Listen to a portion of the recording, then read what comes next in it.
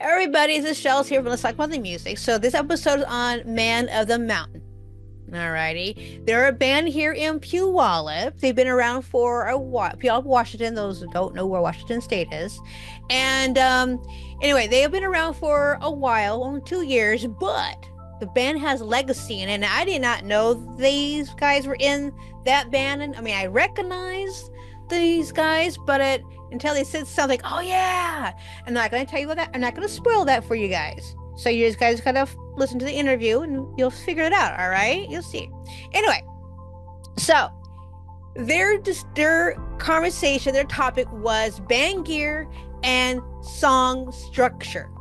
Okay, now anybody else wants to do research, knows history and all that, you go down this rabbit hole of history and like, oh my god, there's so much stuff. And it's what I did with song structure. I'm not kidding you. Alrighty, so I'm going to explain what I found and then we'll get into the interview in just a moment. Alrighty, so here goes the history of song structure. All right, now music has been a story tool and has been structured songs have changed over time to reflect the culture and the artistic shift. Let's take a look at the moment of the song structure history.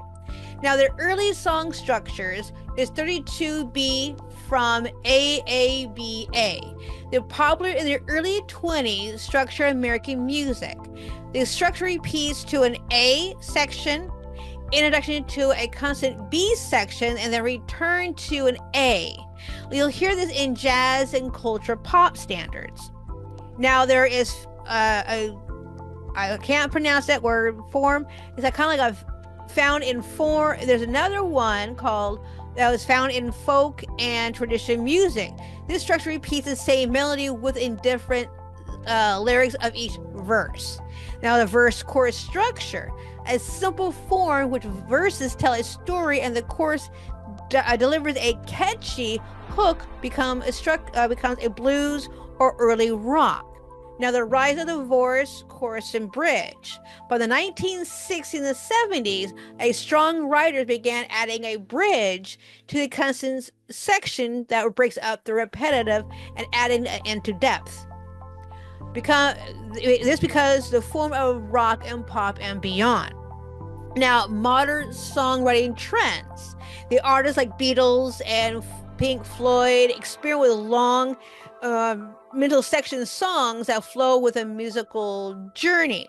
Now, today's structures are very, very widely across. Some songs break the rules, others lean into strong hooks and strong streaming-friendly formats. Now, we cover the history. Now let's talk about the songwriters use strictly creativity. Here are some key tips that creates a great song. We have a familiar structure by controlling from small twists like a unexpected bridge or a key change. So it can make you stand out. Now there's another one called repeating sections with slightly changes in the melody and lyrics keeps the things fresh. A strong hook, whether in a melody, riff, or phrases, helps make a strong memory. Okay? Now, Man of the Mountains, they also write their songs as a story. They have their riffs, they have the melody, they have the lyrics, and they are really in depth in how they write their music. And they explain a lot of it inside the interview. I'm going to have you listen to one of their music clips from their EP, and there's a self-titled song called Man of the Mountain. That's how they got their band name. So listen to this example of a clip, and then we'll get into the interview. Alrighty? Check it out.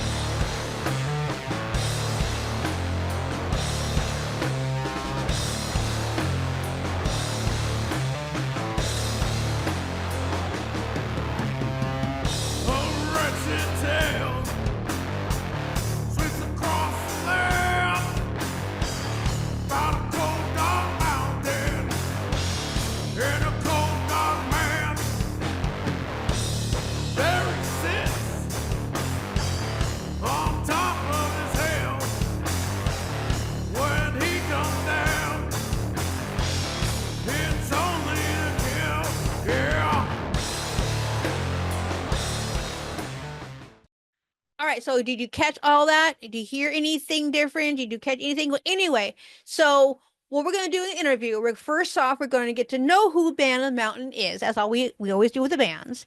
And then right after that, we'll get into their strong structure, and they'll talk about the band gear as well. But I want to make sure we have a specific thing on song structure. Got it?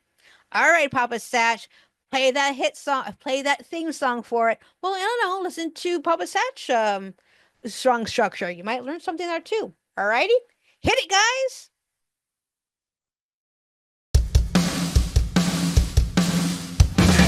Let's talk about the music. Let's talk about the band. Let's talk about the music. Let's talk about the sound. Let's talk about the music. Let's talk about it. Let's talk about the music. Let's talk about it. Let's talk about the music. All the way around. All right, guys, it's Shels. Let's talk about the music. This is episode 16, and I have Man of the Mountain here on the podcast. I'm super excited. Saw you guys with 15 Stitches about a month ago, and so I completely in love with you guys' band and you guys' sound. So I want you guys on the show so I can get to know you guys. So we're gonna go around the podcast table here and get to know you guys. So we have Mike, who is a lead singer, correct? All right, That's give us correct. 5. All right, give us 5 minutes and tell us all about you, what you do for the band, and all that jazz. All about you. I don't know if I have 5 minutes of being interesting, but I You do. don't have to, you don't have to take the full 5 minutes, but just do long enough. All right. So I do in the band. I am a bass player at my core, and I also do the vocals. What I do in the band is write most lyrics and help uh, in spots, writing, doing some writing, and doing arranging. Um, I do my best at booking. It kind of changes from month to month, like how to go about it, but it's kind of sorting that out. And then I handle most of the booking and getting other bands on board because of the new landscape of booking. It's a little bit more involved. And then really just arranging and singing, doing my best impression of a vocalist while I play my bass. Cool. Rock on. And so who is your inspiration? So my inspirations would be like Les Claypool. Um, Sorry, my cat's jumping in here, of course, because now it's my time to talk. Of Um, course. Les Claypool, Lemmy, uh, Newstead, Cliff, even a little bit. I was born in '83, grew up in the '90s, so like Fieldy from Korn. It's kind of where I got more into like new metal, Chi Chang, and you run off a bunch of punk bassists just because uh, the sound I really like is the bass just kind of driving the music. Mm-hmm. I know it's weird to say saying Les Claypool is one of my influences, but then saying the bass I like is to kind of sit in the background and just kind of drive the song. But that's just kind of how I am. Nice, nice. Very cool, very cool. Alrighty. All right, Corey. What is up? What do you do for the band? And tell us all about you. I play the guitar. Aside from playing guitar, I usually write the melodies, and kind of have an idea of what the content of the song is going to be about before I kind of hand it off to Mike and say, write these lyrics. I also do the majority of the work on the guitars physically. If somebody needs something fixed or they'd like something elaborated on, I usually do the work for that. And yeah, mostly songwriting and playing lead guitar. All right. Who's your inspiration? Oh gosh, a lot of the same bands as Mike. They're Motorhead, Metallica, Nirvana's one of my favorites, but punk bands, Black Flag, DOA, Circle Jerks, a lot of mid 80s punk rock and thrash metal is kind of my main stuff, along with your classics, Black Sabbath, Hendrix, Zeppelin, stuff like that. All right, cool. Thanks. All right, cool. All right, Woody, tell us all about you. I'm a new guy in the group. I've just been here since I think like the end of summer. So basically what I'm trying to do right now is just get up to speed and not drive these guys too crazy. Just trying to learn everything. But yeah, I play rhythm guitar. Been playing for about 27 years. Okay. Yeah. And who's your inspiration? I listen to a lot of grew up listening to a lot of Metallica, Filter, Deftones. Gosh, a lot of new metal, not too far off from Cody and Mike, probably Jim, but yeah, listen to all. Yeah, that was pretty much my biggest inspiration when I started playing. I'd say main two was definitely Metallica and Deftones. Okay, since you're the new guy, how's it feel to be the new guy and these guys are veterans in the band? Man, it's so far so good. Like I said, trying not to drive them too nuts. They've been really patient, learning a lot. It's different style from what I'm accustomed to. But what are you accustomed to? It's been good. What's that? What are you accustomed to? Oh no, just learning their style. Oh, okay, gotcha. Yeah. Gotcha. All right, Jim, you are next. So, what do you bring to the table? A lot of sarcasm. I'm an Aquarius. My measurements are 50, 50, 50. I'm pretty much my mom laid a square egg. So it's amazing that I can get behind a drum set and be agile in the first place, I guess. But yeah, I play DW is where my heart is, and I love those drums. I play the drums obviously and bang on things, and my goal is to try and make it as difficult and try to throw multiple time signatures in there where I can. And these guys are great at writing, so it makes it pretty easy. When we get together, it just kind of flows naturally, which is really awesome. We've actually a few of us have played in other bands together, and then also we've played with bands that other members were in with together as well. So it's kind of cool to all get together and be able to do that.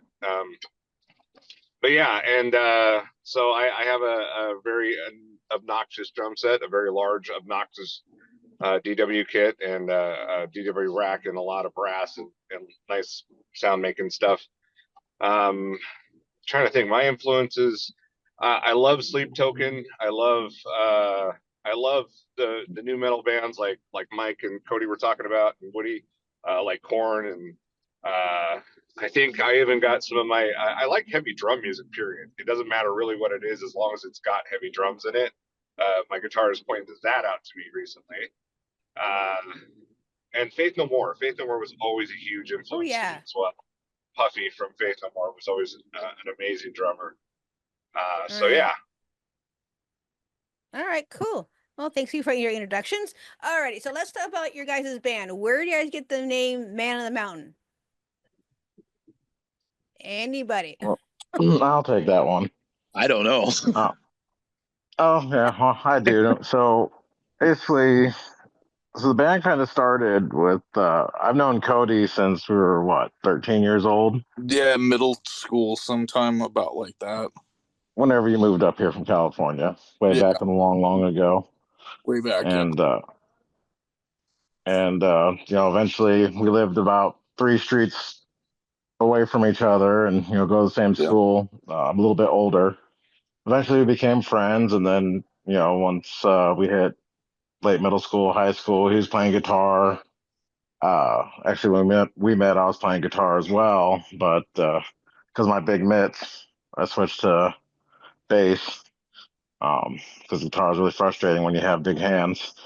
And so over the years, we had messed around when we were younger and never really got anything really going. He moved to New York. I did a bunch of different musical projects.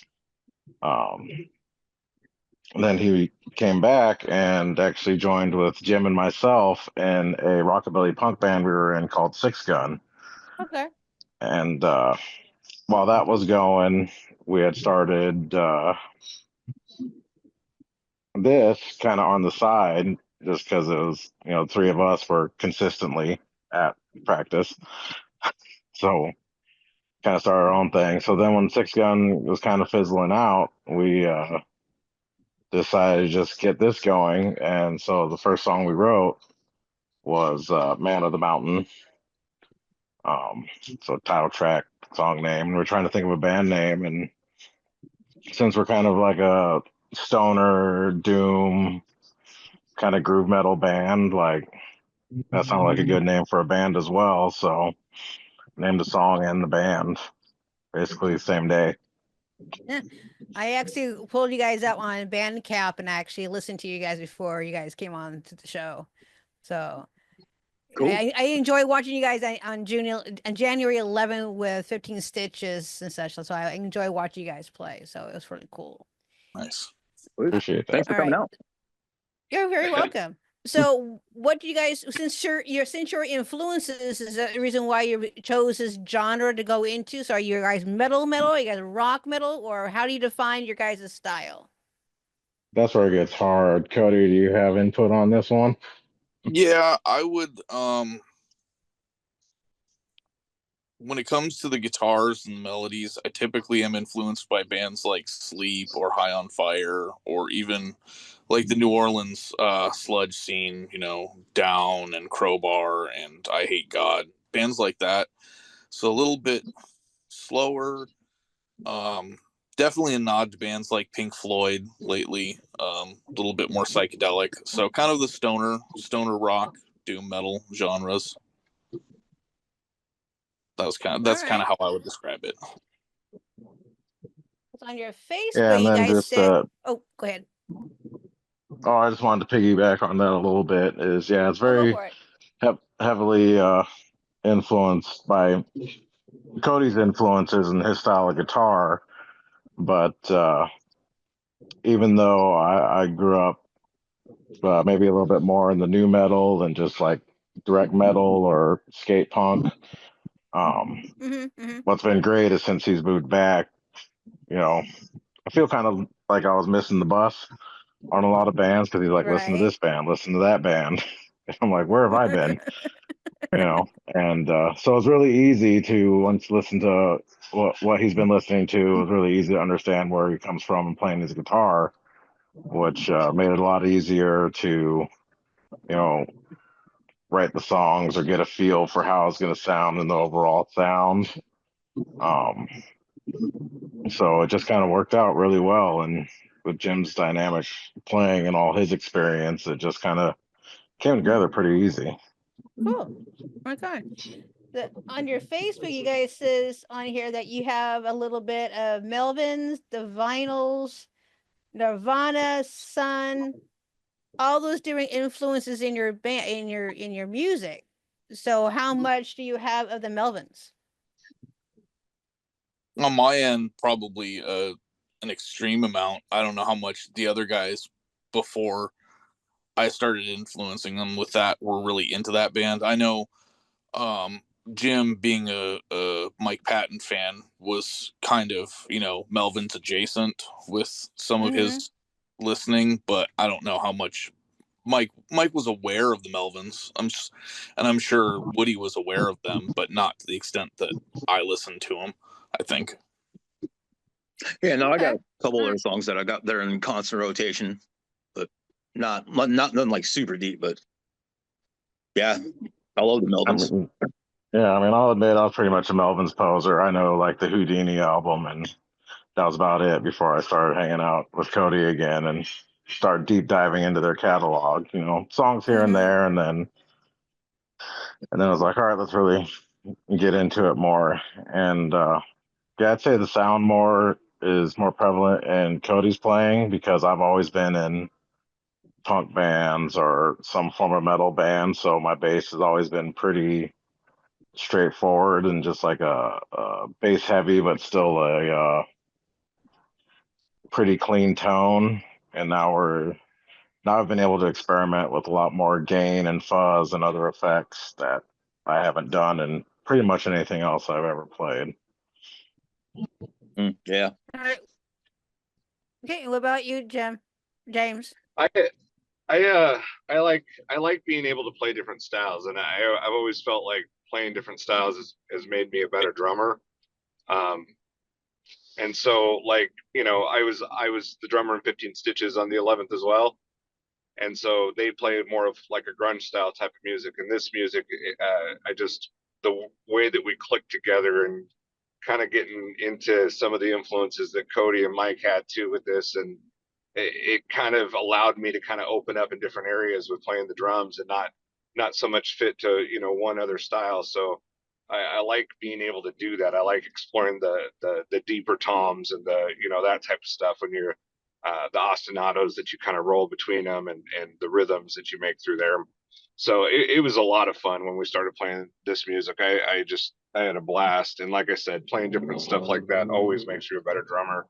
I played surfer rock for a long time too with my father-in-law's band, and so that's, once again, it's a different type of music, but it's so cool how you can kind of bring all these different types of music together and how they mesh. Sometimes when Cody's writing, I'll notice, like, I'm like, I don't know how that's going to work in or how that's going to sound. The guy's a genius though, because every time we start something, and even if I don't like it at first, when we all start to join in and start to play it, it just clicks, and then all of a sudden I'm like, I love that song. That's the best song ever now. So There's been a couple of those. He's opened my mind up to a lot of cool stuff like that. So I really appreciate that factor. And also, I would just like to add into something I didn't mention in my profile. I'm not allowed to name songs. There's a rule. Why? You gotta spill the secret. Why? Well, so you don't let drummers name songs because you end up with songs titled Leatherback Hooker. Is that where that name came from? Yep, I made other offers like whose possum is this, and why is there a starfish on my ear? But they didn't like those ones, and so we went with Leatherback Hooker. Leatherback Hooker was the most politically correct of the ones that he came up with, so it was the easiest choice. I kind of like the starfish one. I don't know what it means, but that's kind of got a ring to it. We don't let him name songs because we didn't want to get canceled before we even really started. Yeah. By who? The possums or the starfish? Both. Oh my god. Yeah. So, curiosity, the starfish, how was that going to work out? Okay, now I'm helping you write the song now. Well, it's I wrote a list of names of songs down and I sent it to him over text, and it was the longest time that we didn't text, I think, because of the silence. But yeah, and that was just one of them on there. I was thinking about R&B titles, and so is what it is, I guess. Okay, all right. Not every title's a banger, Cody's shaking his head.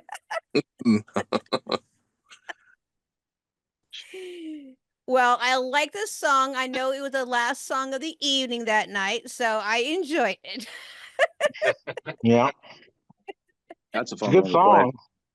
That's actually that's a fun one because you're talking about how we got our music together. That one actually took a very, very long time to write because it's in an off timing. So it took a while for that to all come together and make sense. But it was one of those, like, I want to say for like a month, I was getting really frustrated, but I didn't want to give up on it because I was like, I know this will be a good song. I just got to figure it out. Because also, when we started writing, like I said, I'm doing the vocals. In any other band or project I've ever been in, I've never done more than like backup vocals. So in Right. this band, I basically had to learn how to play a whole song and sing the whole song as well. So that's been a fun challenge. Um, but that song actually is what after we figured that one out, that's what gave me a lot more confidence in doing it. Because if you can play off time and then do the vocals in time, completely different timing, then everything else gets a lot easier. It's a lot easier to find your cadence and everything else you're doing. So that song, as frustrating as it was, I think really helped us as a band. All right. A challenge. All right. So since you guys' topic is one of them is actually strong writing structure. So how did that structure go about? Since he named it, how did you guys structure that song? So a songwriting process, I do most of the arrangement. I Hmm. won't say all because I like to, Solid. we're a band and bring it up.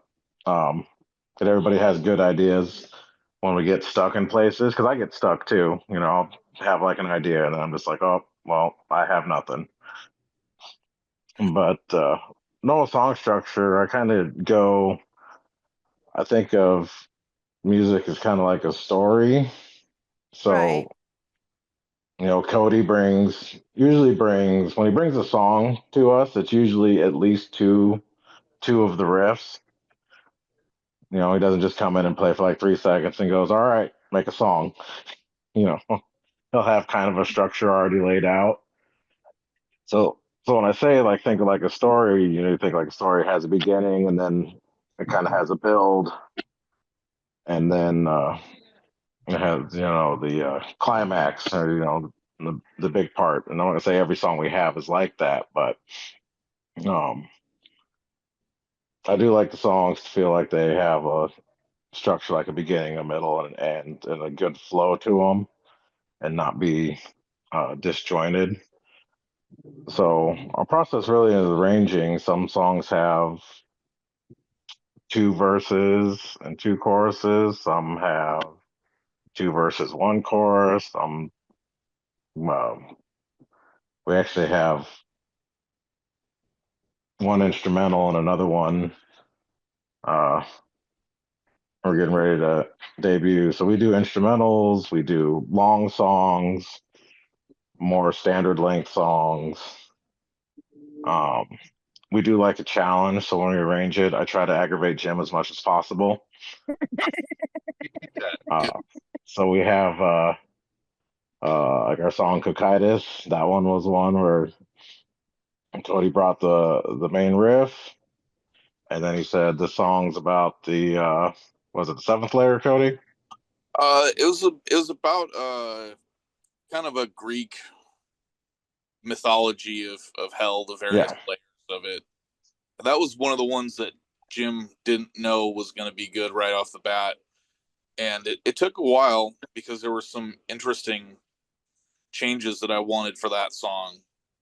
Going from section to section, and it took a minute for him to see what I was trying to get, which I have faith in the musicians that I play with. So when I have something kind of funky or weird, I know that um, give them enough time and they'll figure it out. Especially Jim, he's a very talented drummer, so I'm never really worried. That's why, like Jim said, oh he that I know that this is going to be good because I trust the musicians that I play with enough to pick up what I'm laying down. So that song in particular was kind of difficult to get going. But after we got that one, a lot of the more eccentric ideas that I had, they kind of picked up on easier.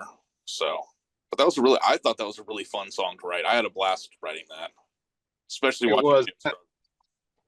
Yeah, no, and that was a big breakthrough for me too, because like kind of like what Cody said, struggled at first, but I actually started to think of it more like Mike was talking about it, the idea of it being a story. So instead of trying to tackle it as one animal together, thinking of it sections and parts, and even at in the early part of the song, we take the main rhythm and we drop the beat to halftime to kind of give it a different feel before we really bust back into the speed of it.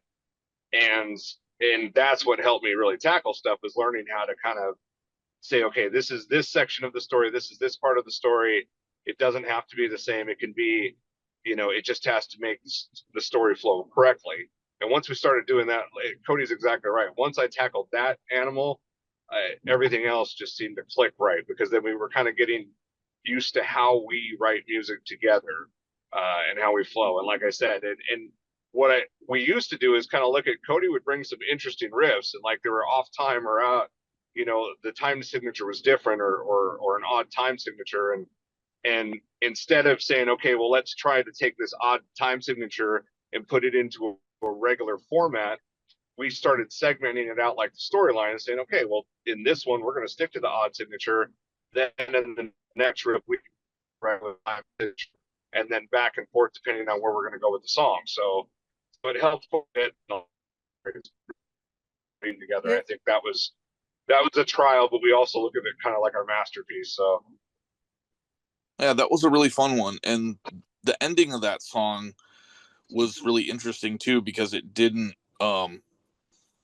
it was kind of written on the fly. Like, that wasn't one of the riffs that I'd brought in, that it drops to a different beat at the end of the song.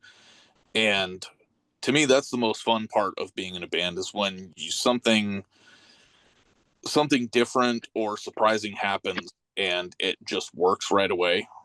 I think that's probably one of my favorite things to do with the band. And that was, Cocytus is a good example of how we wrote something that on paper really shouldn't work, but when you put it together, it does really work, at least, in my opinion. Okay. So, Woody, since you're brand new to the band, how does those songs feel for you? Cocytus was a challenge. It took me a long time to get the grasp of that. Yeah, I was like I said, it's got such a weird, just this one weird pause in the riff that just I could not get a hold of. I actually apologized to him before I taught him the song. Yeah, and it's like one day I just got like, we're practicing. I was like super frustrated. I was like, Mike, just play the bass line really, really, really slow. No, slower, slow more. Okay, just keep doing that. And then that's what it took. It was, God, it must have been like a month and a half, 2 months in, right? Something like that, guys. Yeah, about that finally clicked. Yeah, it took us a month to figure it out too. So when we started playing that song, I I would drink a lot, and that song would get really fast, really, really fast, and then I remember when we first, when we brought Woody into this, and Mike was telling him, I apologize for this. He goes, and by the way, he's like, learn it really well, because sometimes Jim will just go off on this one, so you better hang on. Yep. Well, that's kind of the fun of it, Like, yeah, for real. You don't quite know how it's gonna go until you get into the thick of it, and then next thing you know, it's this roller coaster's rocking away. So Yep. Like, time to hit the gas. Here we go. And just put a bow on that song. Maybe move on to a different song or a different aspect of writing is, a joke is it's a song about hell, so it should be hell to write. But the big secret to that song is, like Cody said, structurally it's broken. If I wrote it out on sheet music, you'd be like, this isn't a song. It has so many time changes, and it has the pause that Woody was talking about is actually just it's great. A one measure like step down that's in a different timing than the main riff. So it's literally one note, and it's crazy. I don't know how they wrote this. It's nuts. Were you guys drinking when you guys wrote it? Good question. No, we do drink at practice sometimes, but we don't get bombed at practice. But I'm just curious. When I came up with it, I don't know. I was originally my vision for it was not to be this kind of thrash metal type of song would have ended up. I was thinking more along the lines of Tool, which if you hear the song now, it's hard to imagine it any other way than it is now. But I think I was listening to a lot of Tool and Melvins and maybe a little bit more Deftones. So I was thinking of it being slower and more of a kind of a groovier song than it is. But like I said, once I introduced it to these guys and they put their spin on it, it changed it into something different. And then that's probably my favorite part of being in the band, is the surprise of how something's going to be. Like I said, Mike was talking about, usually I'll have kind of an idea for the song, have, your verse and choruses.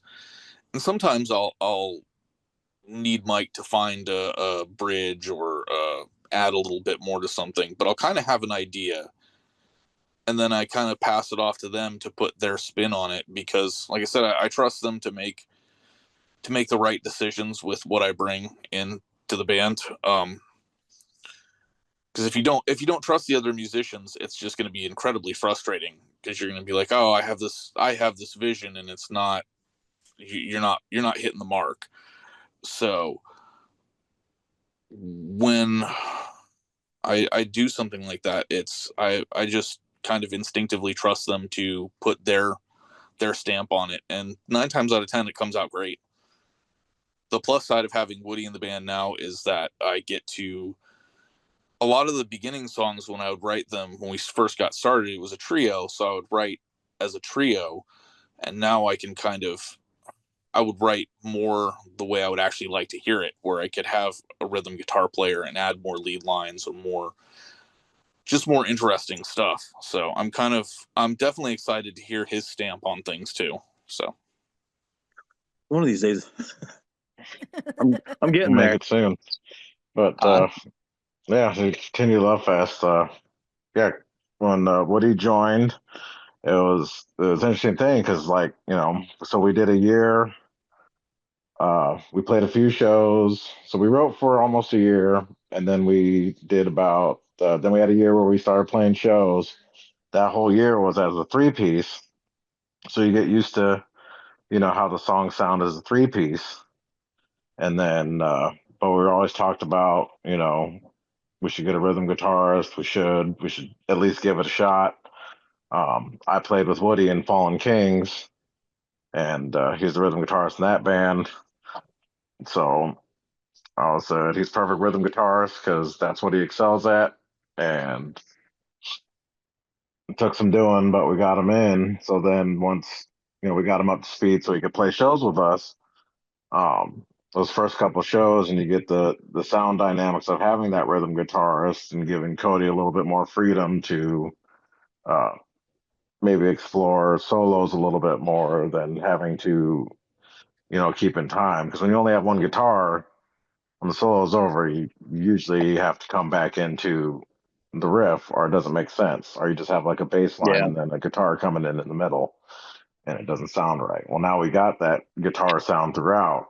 It's So really then the lead can kind of ring, and it can come in and out, and even with the rhythm there, even on verses, he has freedom to kind of explore a little bit, instead of just being like, this is the guitar riff at this part, so this is what I have to do. So now he gets that freedom a little bit more. So that was a nice thing about bringing Woody in. And then he changes the writing, because now we can think of a whole nother dynamic of how we want everything to sound. So we're excited to finish what we have been working on and start playing it, because that stuff I think sounds really, really good as a 4-piece. So Cool. So you guys are currently working on your second album? yes. Yeah. Okay. What do you? Oh, no, I'm new. We're not too far into it. I think we're working on a handful of songs right now, so Okay. probably about half that. But yeah, it's nice to have. You were at the one in Seattle, right? Or Yes. Yes. Yeah. I had a. Did it sound okay? Because I had walking pneumonia. Yeah, you and I need to have a conversation because I got sick because of you. You can't get the walking pneumonia from me. That's a lung thing. I was sick for a week and Oh a my God, that's right. half. Yeah, I was almost a month. I was basically had to cancel 2 shows I had to go to. Oh, That wasn't me.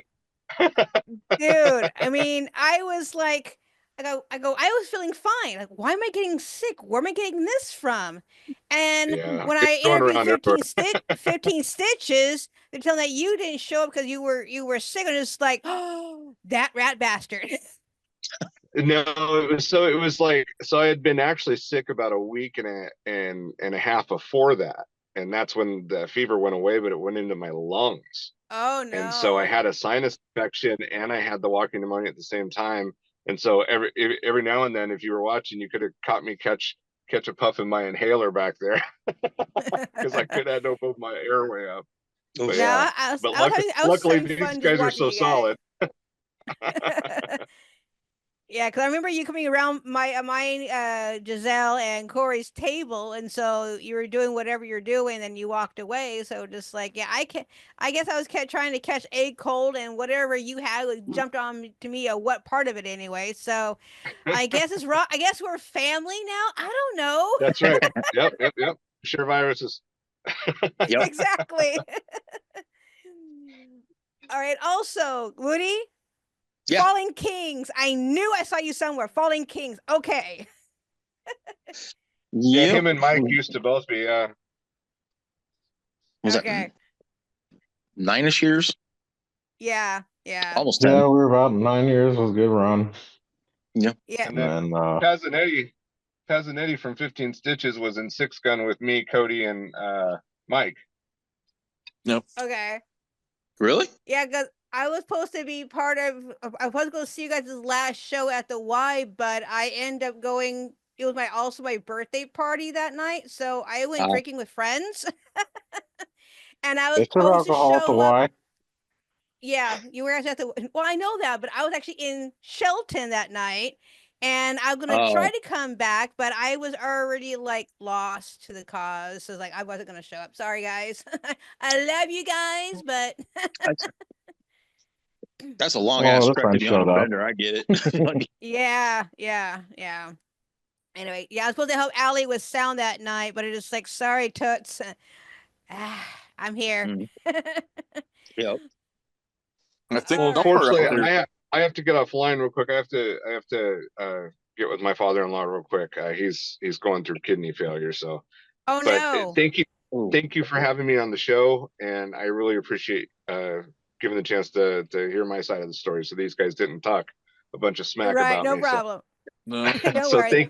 No Well, you're worries. thank you leaving, so so I much. still can. And now you're leaving. Now we can talk about it. Now they You can. guys have at it.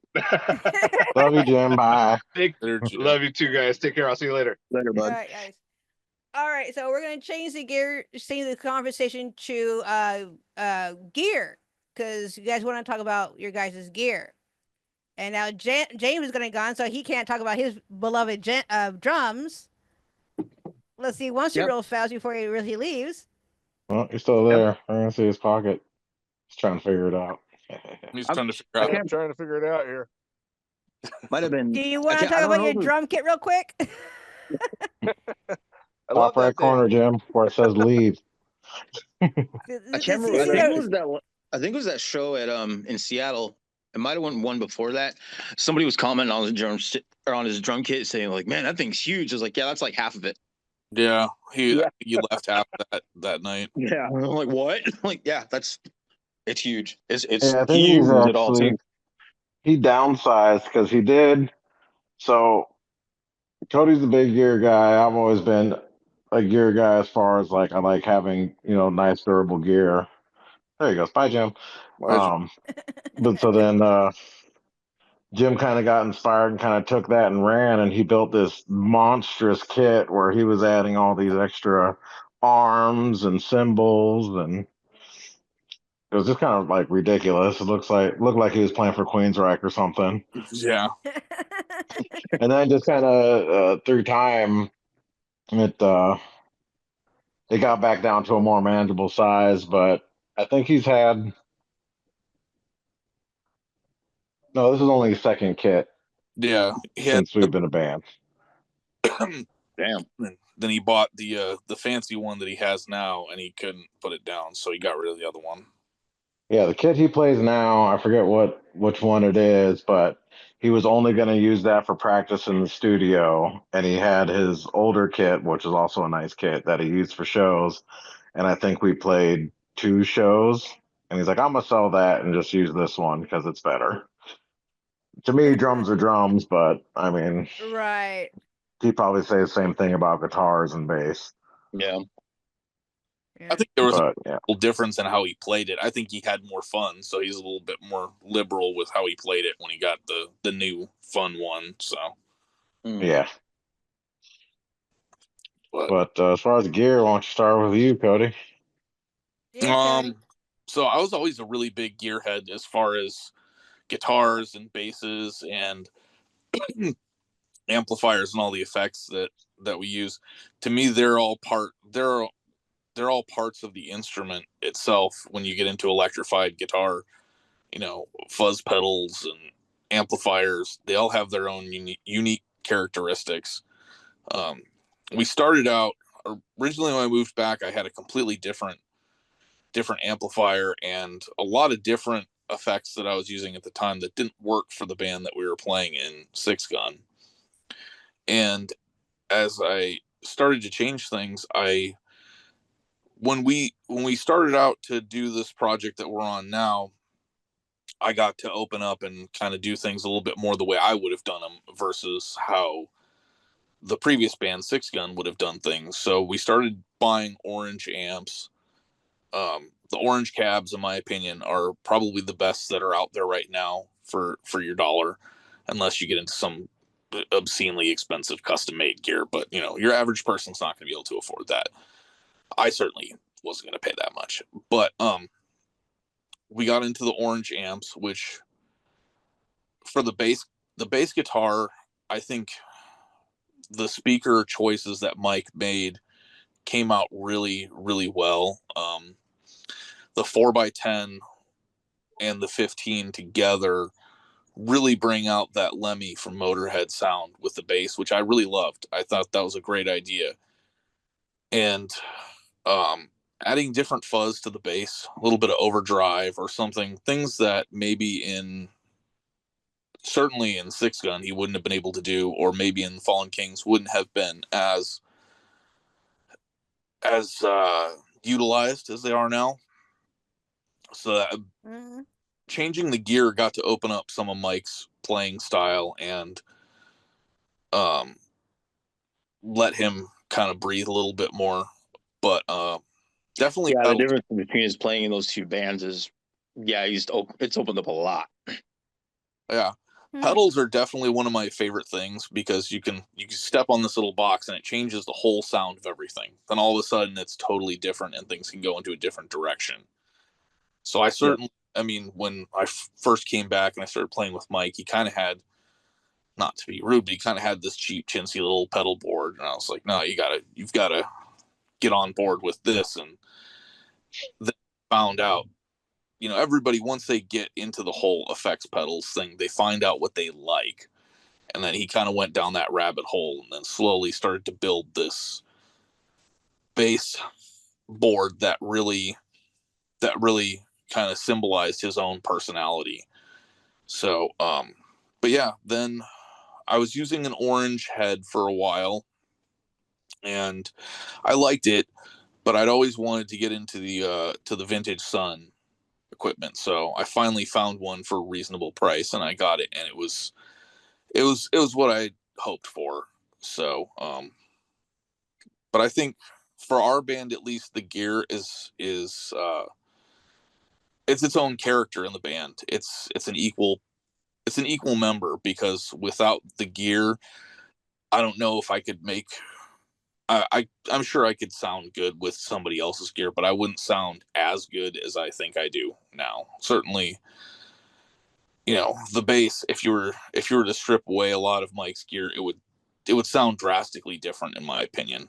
And that's not to say that and knock anything with Mike's playing. It's just without the overdrive or whatever other effect he's using. It wouldn't sound as much like him. So Okay. yeah, to me, the gear is a big portion of the band. Okay. Yeah, So you're it's like basically the gear guru. I don't know if I would go that far, but yeah, I had a big influence on especially Mike to broaden his horizons a little bit. yeah, so it kind of turned me Okay. on to other gear. I'm a bass player, so like when you're a bass player, especially when you're a teenager in the '90s, like the holy grail is the Ampeg SVT and an 8x10. You know, uh, it still is for a lot of bass players. It's a fantastic amp. So I've always been an Ampeg guy. Said always played Ampeg, swore by it. There's great amps, but you brought up maybe looking into an orange. So while we were in Six Gun, we actually did a thing. We went down to Portland and recorded some live videos in Six Gun, and the studio we were at, they had a Terror bass and a 15. So instead of using my amp, I was like, I'm gonna use that and see how it sounds. And I like the way it sounded, so I bought a Terror bass 500 and the 115, and then Sorry. I Thank wanted you. a little bit more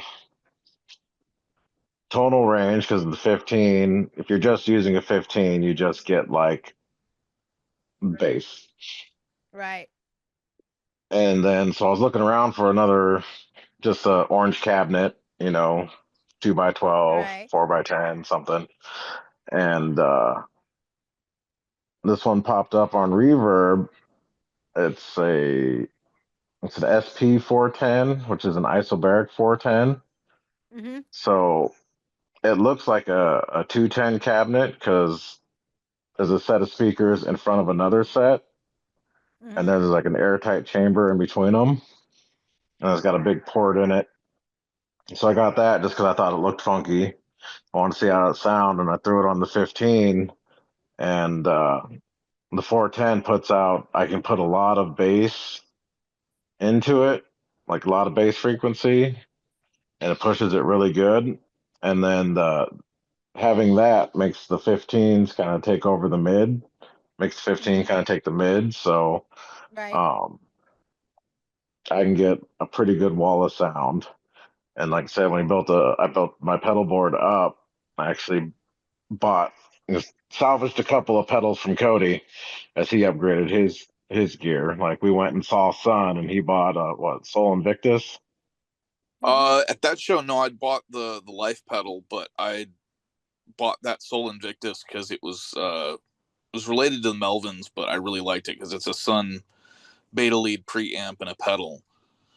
And Yeah, and then he bought a Beta lead. yeah, So he's like, I don't need that and the pedal. So I was like, well, let me try it. So I threw it on my board, and I was like, this is the best thing ever. it worked out Oh, really well. I liked that sound. It wasn't too abrasive, but it still had that bite that like when you hear like Ace of Spades from Motorhead, that bass line that's Right. really chunky. It still had that feel to it. So I was definitely happy with that decision to hand that off to Mike. yeah. And then moving Okay. into it, like I like my uh, I got I run a super chorus. Another band that I was late to the party.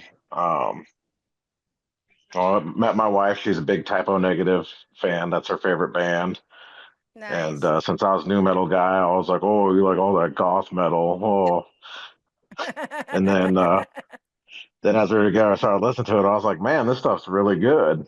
Mike Lawrence. And like Peter Steele's tone is an overdrive and a super chorus, Yep. Right. and nothing too fancy.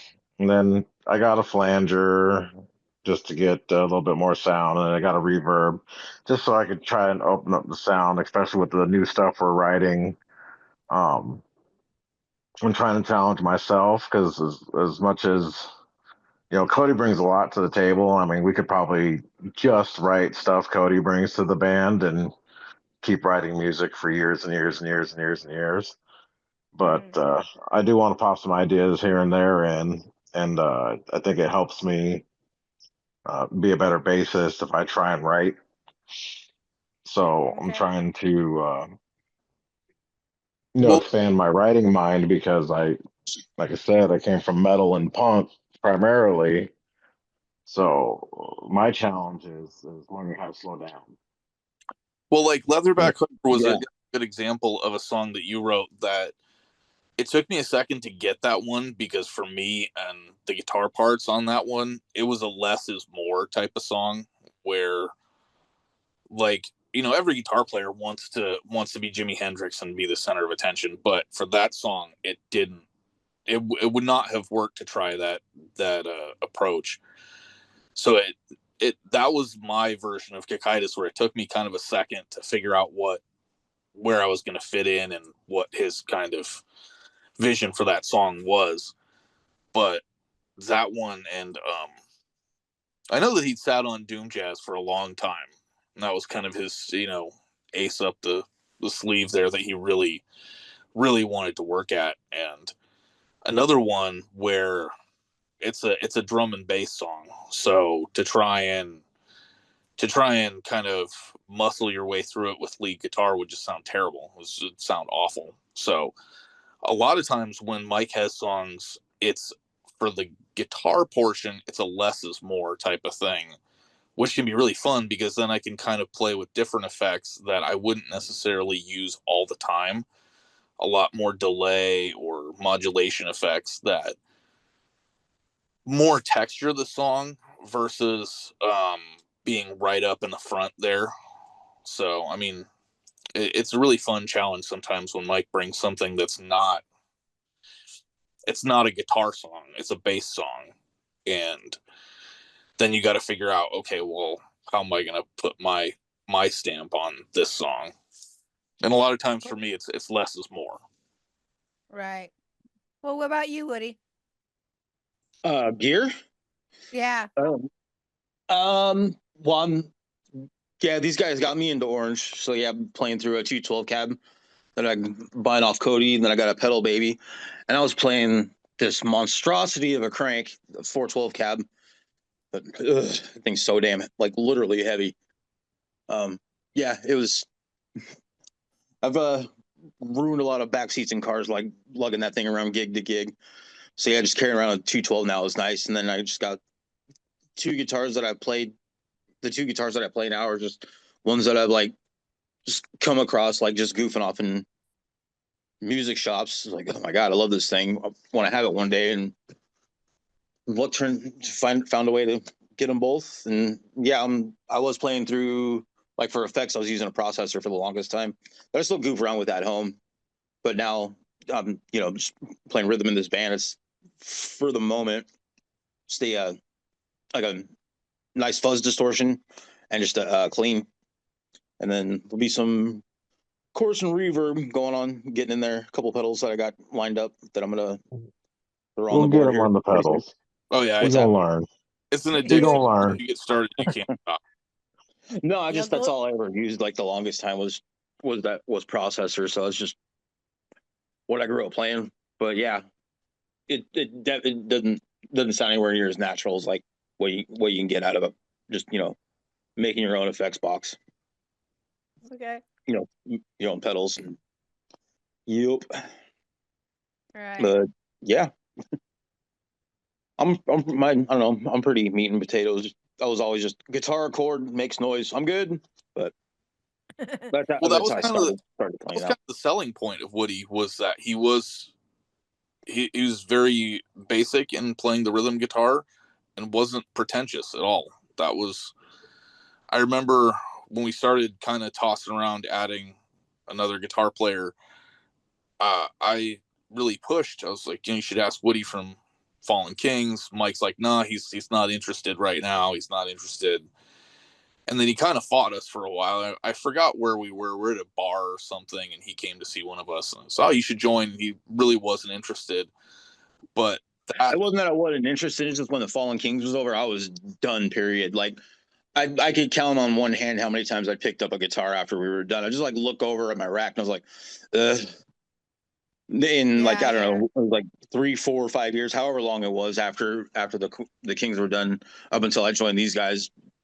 Maybe a few times I like picked one up. But his I Yeah. hear you. from watching that band was that was what really sold me on having him as part of the band, was that he wasn't pretentious. He kind of just laid in the pocket with the bass player and did what needed to be done. I thought that was really great thing to have for a band.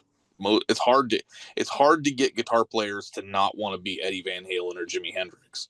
That doesn't appeal to me like at all.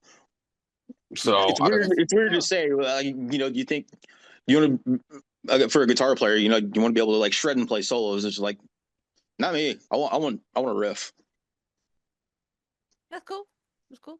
So all three of you guys is Sorry. guitar players or guitar, yeah, bass, lead, and groove. All plays three different kinds of guitar riffs. That's interesting. Yep. That's interesting. That's kind of the whole point of it too, is Right. each person in the song fills in a section that the other person can't. Like Mike's playing is really interesting because he plays the bass almost like a guitar at some points, but then has the sensibilities of a bass player. So that bass frequency in the song is filled out really well by him. And then, you know, when we write some of the newer material, having another rhythm guitar player there to play the stuff that I hear in my head so I can continue to elaborate on that is what I always wanted. So okay. All right, cool. Yeah. So our music doesn't sound overly complicated until you kind of get into it, and we're all kind of doing a bunch of different stuff together. It just kind of works. Like if you think of it like orchestra, that's kind of how I would think of it. Like, you know, each person has their own part to the song. That's yeah. There is a definite like structure to everything, but there is like at the same time like room to like kind of improv in some parts in certain songs. Oh yeah. Okay. So how is this? How I'm gonna go to you, Woody. Between Men in the Mountain and Falling Kings, how different is the music? Should say I asked this for Mike too, but for you, how is it different for between the two bands? For me, like something I'm still telling myself, like after this, you know, the brief time that we've been together, is like you don't have to palm mute everything. Just it's like play open.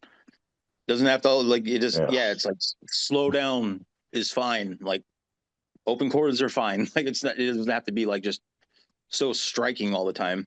You know, that's been like the main challenge for me. It was like just slow down, stay in the pocket, relax. You know. Doesn't it's that's been the main thing. Yeah. Okay. What about? Sorry. Go ahead. Oh no, go ahead. Go ahead. Finish. I don't even know what I was going to say, so go for it. All right, Mike. What about you? What's the between this band and Falling Kings? The style of music. As far as the band, I have you know, pretty similar roles. I was doing a lot of the same in Fallen King, except I was the backing vocalist. Right. Musically,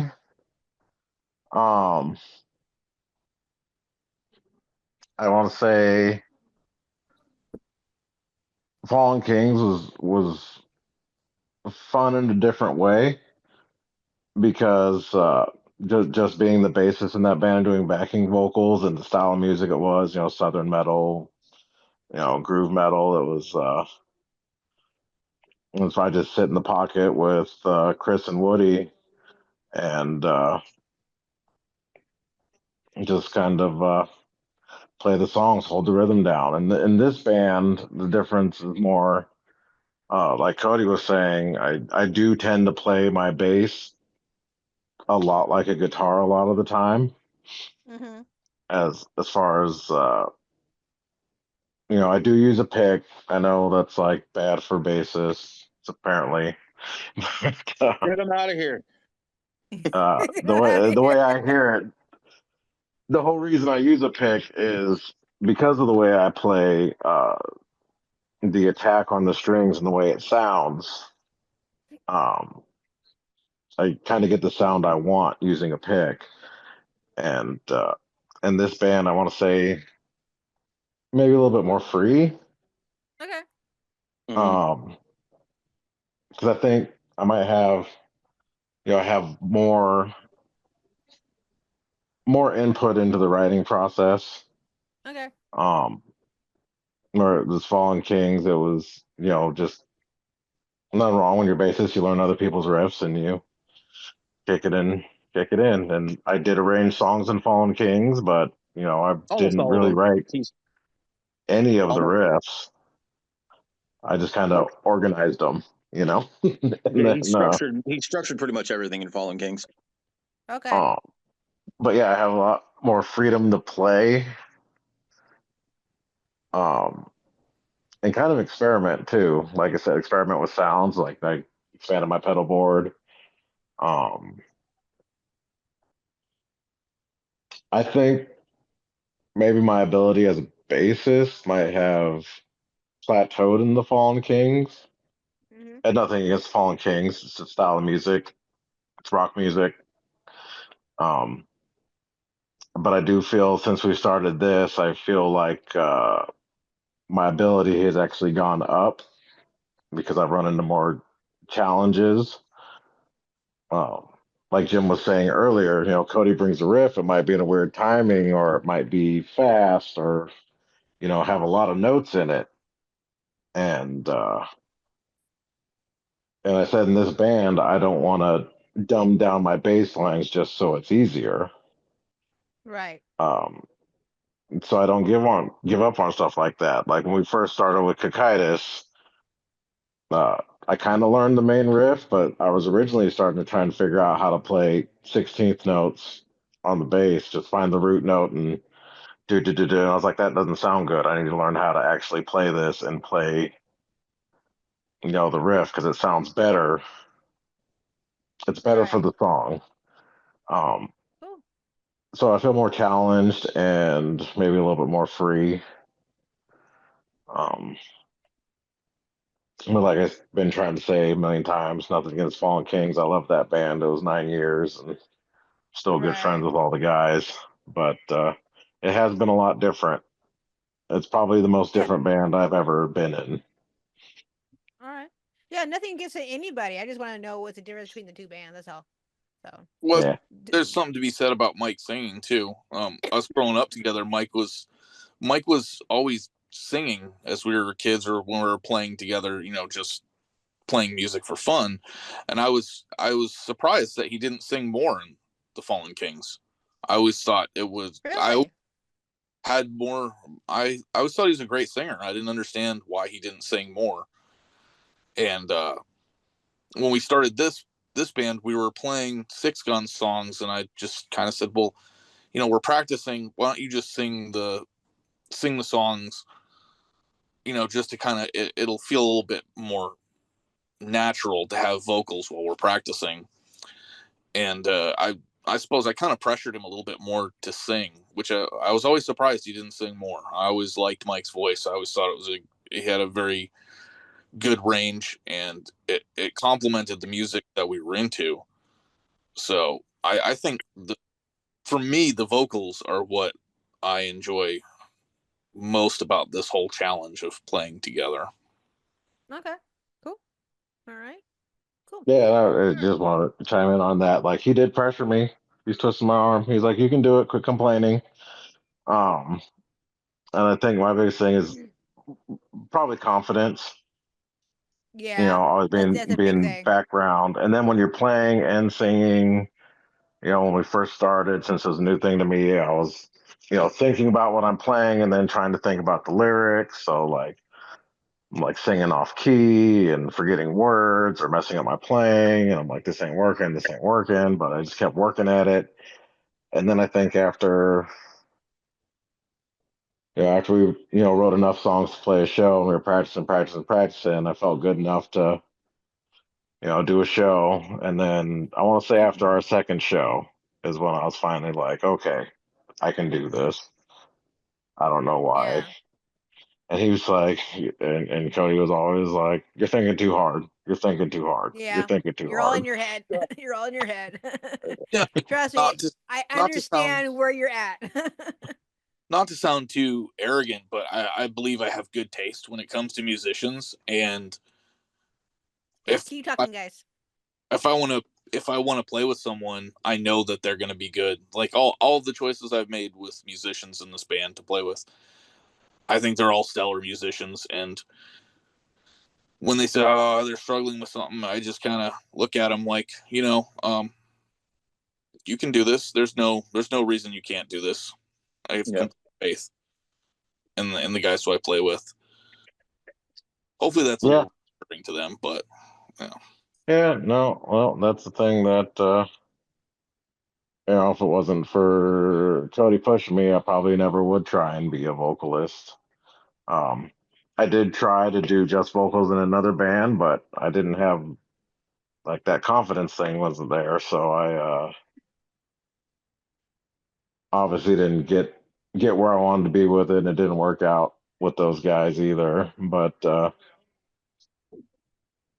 and it was funny because after we started this, and I started singing, kind of found my range and pitch, and how I want to put my vocals out. And the funniest thing about that is that's what the guys in the other band that I tried to be a vocalist for wanted me to do.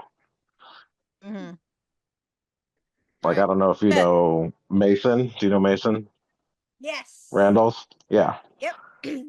Uh, I was trying to be a vocalist in one of his bands, and he was like, you should put a little more fry in your voice, and a little more guttural. And I just wasn't getting it, and it's probably just a confidence thing because I'd never been a Yeah. front man before, and then just didn't work out. And I was like, yeah, that figures, makes sense, cool, whatever.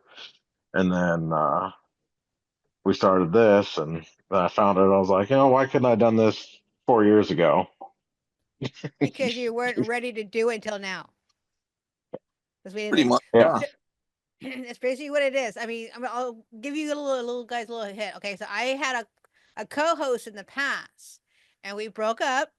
And when I was I was in college learning how to do this podcast differently, and I had a hard time feeling confidence in myself to do the show by myself. And Hmm. I'm just now being okay to do this by myself. And I was in my head, I was nervous, I was scared.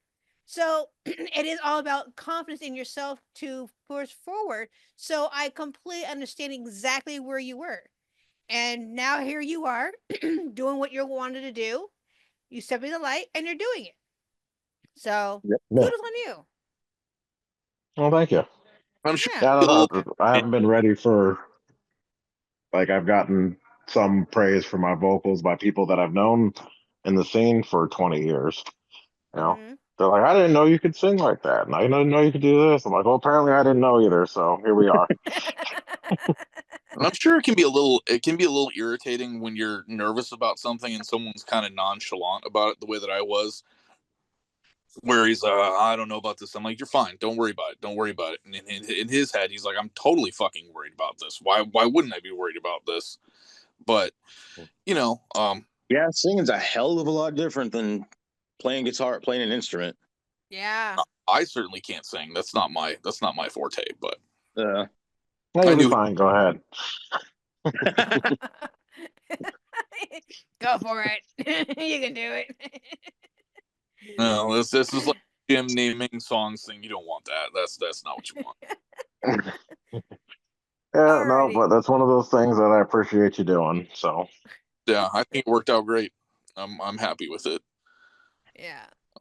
Well, you guys, all four of you guys sound amazing. So Thank guys you. have a good, you. guys have a good teamwork here. So keep it going. All right, so let's wind this interview down. All righty. And before, have you guys played yourself? This is what I do on every single show. Well, not every single show. I do it on some shows where I put the guests on a hot seat where you guys can ask me one question each. Okay. Okay. Okay. All right. Okay. So I'll start with Cody since he came in first.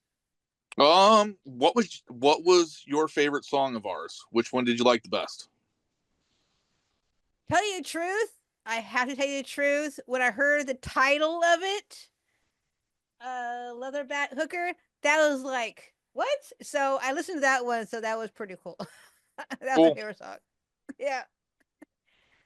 Only because the title was so, it was like, well, that's different. Eye catching, yes. All right, Mike. Okay. I'm not going to ask about us because I know we're not in it. You just saw us for the first time, but I have seen you around in the scene for a long time. Mm-hmm. So I know you've been going to shows for a long time. Can I ask a two-parter? Yeah, you'll have gems. Okay, I'll have gems. Oh, there you go. So do you live in the Tacoma or Seattle area? Are you South I live in Sound or Tacoma. North Sound? I You live live in in Tacoma Tacoma. and close to North Pearl. Hey, Okay. you're in my North Bridge. neighborhood. Oh, okay, So cool. in all the years of being in the Tacoma scene, who do you think is the best band of the last 15 years that maybe didn't get the shot they probably deserved? Oh my gosh. Ooh, I have one. There is quite a few of them. Yeah, Yeah. See, Debbie Blackout. That's one of them. Oh, good call. agree. Good Yeah, call. and there's a 20-day coma. That's two. And there was another one. I can't think of their name at the top of the off my head, but I have their T-shirt.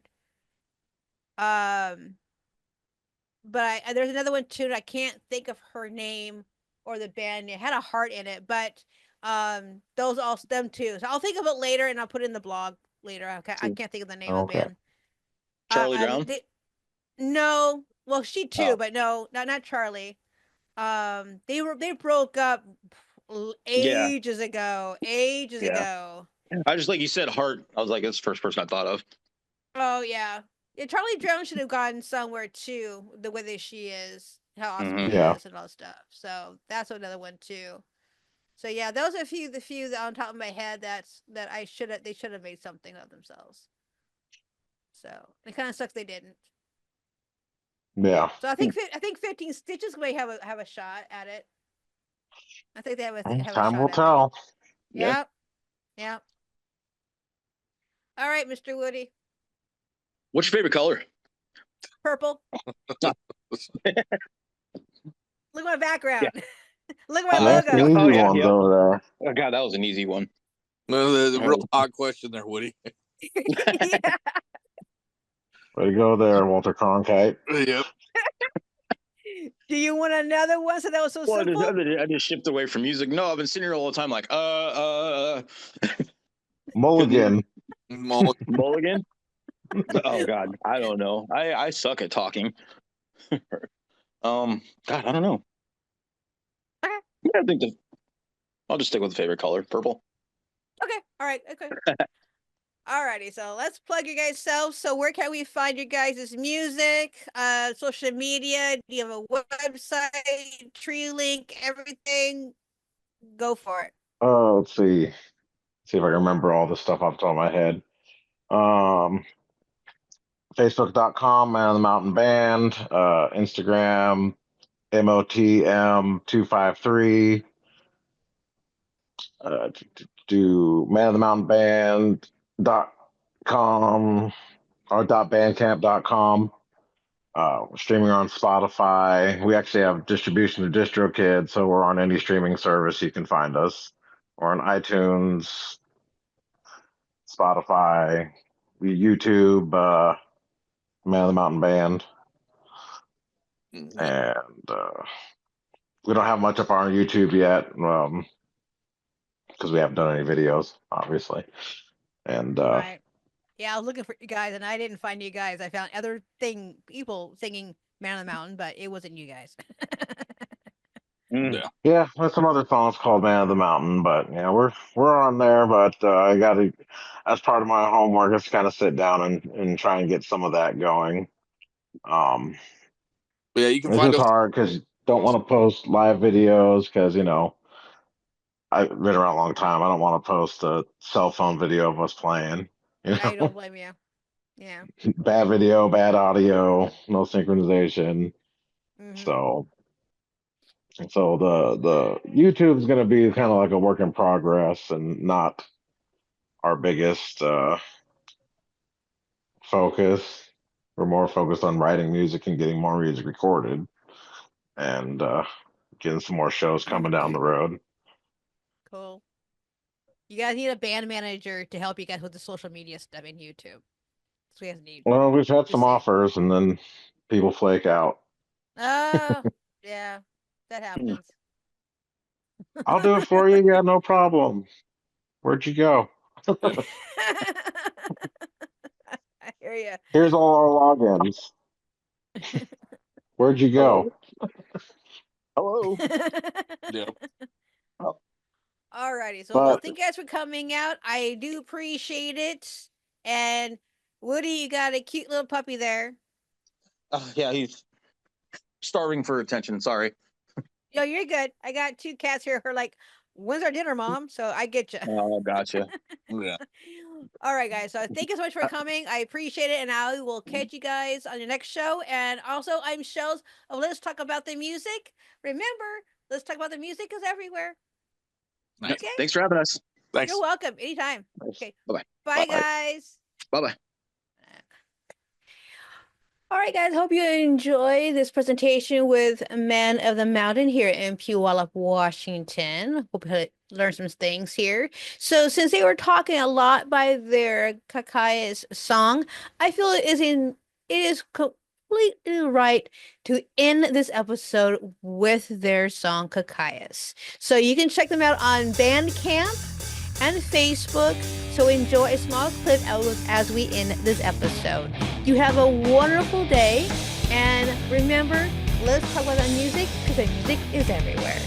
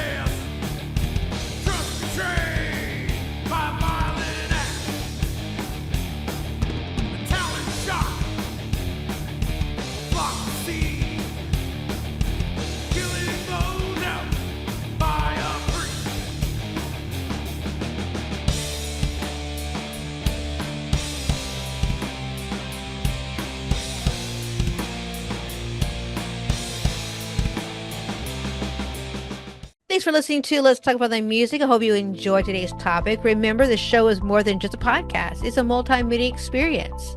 You can enjoy the content as a blog, a both audio and visual format, or stay tuned to connect with other conversation. If you like what you hear, don't forget to subscribe, like, and hit that subscribe button. As that way you'll never miss an episode. Also, be sure to sign up for our newsletter for our latest update and exclusive content. Until next time, grab your headphones or tune in visually and let's keep that music journey together. Let's talk music because the music is everywhere.